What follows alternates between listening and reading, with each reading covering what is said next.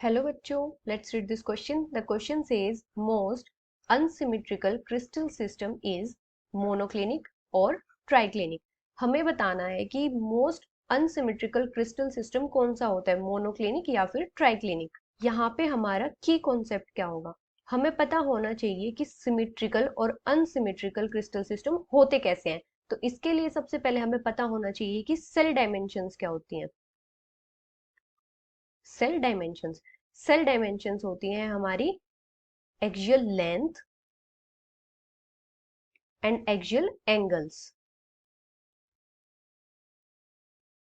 जिन भी सिस्टम में axial length और एक्सियल एंगल्स में सिमेट्री होती है वो हमारे सिमेट्रिक क्रिस्टल सिस्टम होते हैं. मतलब जिन भी सिस्टम में सेल डायमेंशंस में सिमेट्री होती है, मतलब इक्वल या फिर सिमेट्रिक सेल डायमेंशंस होती हैं,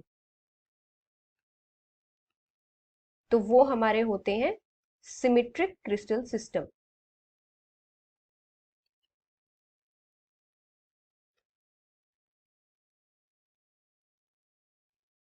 और जिन भी क्रिस्टल सिस्टम में अनसिमेट्रिक सेल डायमेंशंस होती हैं वो होते हैं हमारे अनसिमेट्रिक क्रिस्टल सिस्टम.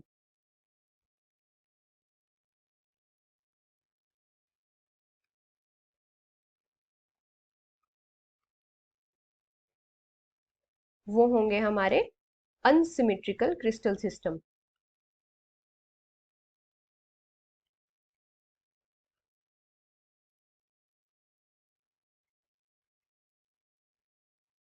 अभी अगर हम बात करें मोनोक्लिनिक सिस्टम की, तो मोनोक्लिनिक सिस्टम में क्या होता है, हमारी जो एज लेंथ होती हैं तीनों वो अनइक्वल होती हैं. मतलब A not equals to B not equals to सी.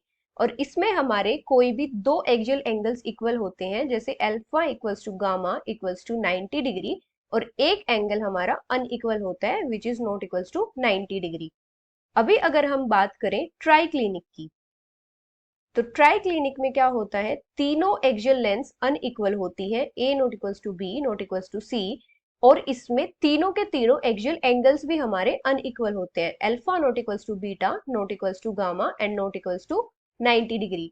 तो इसमें क्या देखते हैं हम, मोनोक्लिनिक में हमारे कोई भी दो एंगल इक्वल है, मतलब इसमें थोड़ी तो सिमेट्री प्रेजेंट है. लेकिन ट्राइक्लिनिक में हमारी सिमेट्री बिल्कुल भी प्रेजेंट नहीं है, तो ये हमारा मोस्ट अनसिमेट्रिकल सिस्टम हो जाएगा.